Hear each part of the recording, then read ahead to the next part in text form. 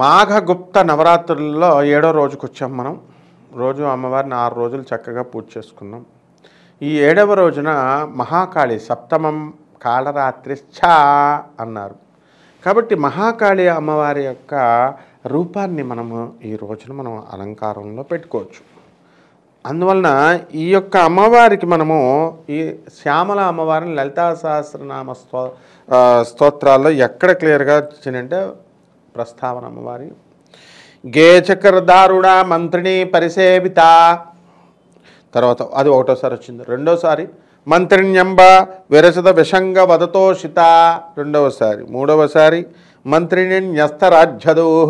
3 సార్లు ఈ అమ్మవారికి మనము చెప్పబడింది. ఇచ్ఛాశక్తి అమ్మవారు లలితాదేవి అయితే, జ్ఞానశక్తి ఈ అమ్మవారు అయినటువంటి రాజశ్యామల అమ్మవారు, వారాహి అమ్మవారు క్రియాశక్తి అవుతుంది. కాబట్టి ఇక్కడ చాలామంది ఈ 9 రోజులు కూడా కాళికాదేవి, తర్వాత త్రిపురతారాదేవి, సుందరీదేవి, అంటే ఈ త్రిపురతారాదేవి చేసే రోజున శైలపుత్రిగా కొంతమంది పూజ చేస్తారు. మరి అలాగే సుందరీదేవికి చేసినప్పుడు బ్రహ్మచారిణిగా, ఇలా ఏ దేవతలనైనా మరి చేయొచ్చు, ఏం తప్పులేదు. కాబట్టి భువనేశ్వరీదేవి, మాతా చిత్రమాత, త్రిపురదేవి, ఆ తర్వాత భైరవీదేవి, మధుమతీదేవి, ఆ తర్వాత మాతా బగళాముఖీదేవి, మాతంగి కమలాదేవి, ఇలా మనం చేస్తాం. మరి ఉత్తర భారతంలో కొన్ని ప్రాంతాల్లో దశమహావిద్యల్లో ఒకటైనటువంటి మహాకాళి, తారాదేవి, చిన్నమస్త, త్రిపుర భైరవి, తర్వాత బగళాముఖి, ధూమావతి, రాజశ్యామల, తర్వాత మనకి ఈ యొక్క షోడశి, ఆ తర్వాత భువనేశ్వరి, ఆఖరిగా కమలాత్మిక అమ్మవారి రూపాలు కూడా మనకు పూజ చేయడం అనేటటువంటిది జరుగుతుంది. కాబట్టి ఈ 7వ రాత్రిని మహాకాళికి కలకత్తా మహాకాళి అన్నారు. మరి ఆ జగజ్జనని అయినటువంటి ఆ కాళికాదేవికి కుంకుమార్చన చేసుకోవాలా? ఏమండి మరి ఈమె కాళికాదేవి కదండి, మనం ఏమన్నా మరి మేకలను కొయ్యాలా, కోళ్ళను కొయ్యాలా? ఏమండి మరి కొన్ని తెలంగాణ లాంటి ప్రాంతాలలో మేము సారా పెడతామండి, లేకపోతే కళ్ళు పెడతామండి అని చాలామంది అంటారు.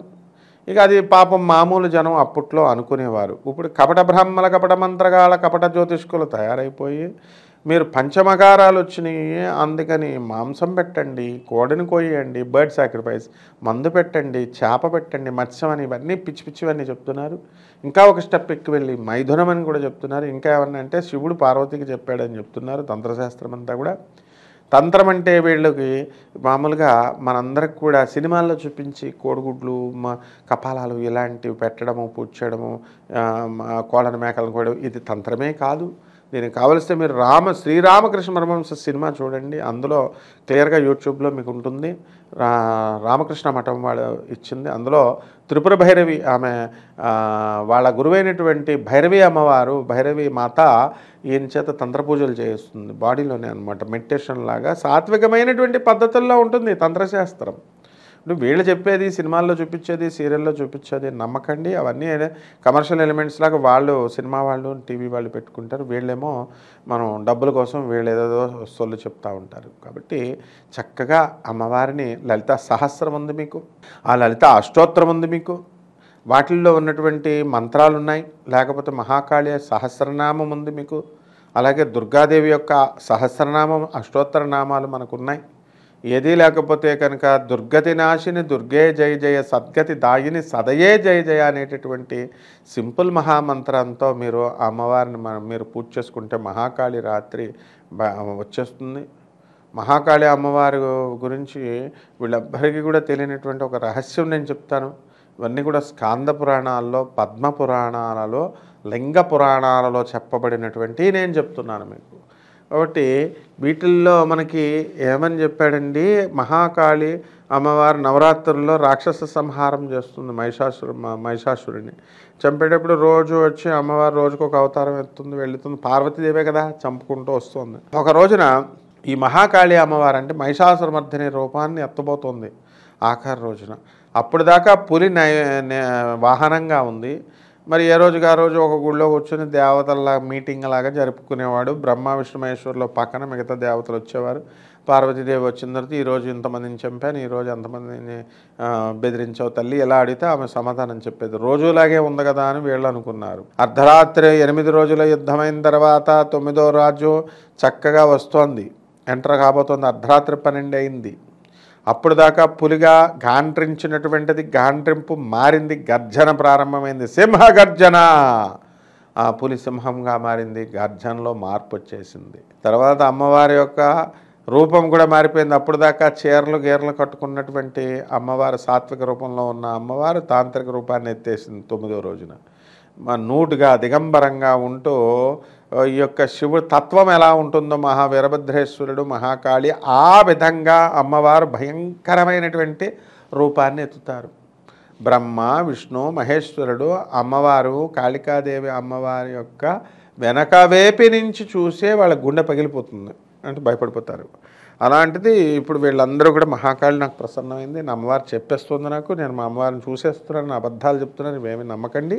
అలాగే ఆ జగజ్జనని అయినటువంటి ఆ తల్లి కాళికా అమ్మవారు రామకృష్ణ పరమహంసకి ఏ విధంగా అయితే ఆయన చేత అన్నం పెడితే తీసుకొని ఆయన అనుగ్రహించిందో, అలాగే ఆ మహాకాళి తెనాలి రామలింగాన్ని ఆశీర్వదించి వికటకవిగా మార్చిందో, అలాగే మనము కాళిదాస ప్రభువును మనం తీసుకున్నప్పుడు కాళిదాసుని మహాకవిగా ఎలా అయితే మార్చేసిందో, ఇవన్నీ కూడా అమ్మవారు చేసినటువంటి 3 నిదర్శనాలు. ఈ మధ్యకాలంలో అనురాధ పౌడ్వాల్ సింగర్ను కూడా అనుగ్రహించింది ఆమె అనురాధ పౌడ్వాల్ గారు స్వయంగా ఆమె వీడియోలో చెప్తారు, మీరు కావస్తే గూగుల్ చేసి చూసుకోండి. అందులో మహాకాళి అమ్మవారి యొక్క విగ్రహాన్నే వాళ్ళ ఇంట్లో పెట్టుకొని మటన్లు చికెన్లు మేము పెట్టము, సాత్వికమైనటువంటి ఆహారాన్ని మేము పెడతాం, టీ తాగితే టీ అవి మా అమ్మ అని చెప్పేసి ఆమెకి జరిగినటువంటి లీలలన్నింటినీ కూడా చెప్పారు. కాబట్టి మనము ఈ మహాకాళి అమ్మవారికి చక్కగా మీరు ఏం చేయాలండి అంటే తెలలు మనం తీసుకొని మనం చక్కగా బెల్లంతో మళ్ళీ చిమ్మిల్లాగా నైవేద్యం తయారు చేసి పెట్టచ్చు. అలాగే అరుసులు ఉంటాయి కదండి, ఆ అరుసుల పైన చక్కగా తెల్ల నువ్వుల్ని మనం నైవేద్యంగా వేసి తయారు చేసి వండి అమ్మవారికి నివేదన చేయొచ్చు. ఇక పుష్పాలు ఏం పుష్పాలు అంటే గన్నేరు పుష్పాలు, తర్వాత చామంతి, పూబంతి, అన్ని పుష్పాలు కూడా నందివర్ధన, ఇటువంటి పుష్పాలన్నింటినీ కూడా అమ్మవారికి వేసి మనం పూజ చేసుకోవచ్చు. ఆ యొక్క బంతి పువ్వుల్ని పెద్ద పెద్దగా ఉంటాయి కాబట్టి అది డిజైన్ కింద మనము ఆ మండపంలో మనం కట్టుకోవచ్చు.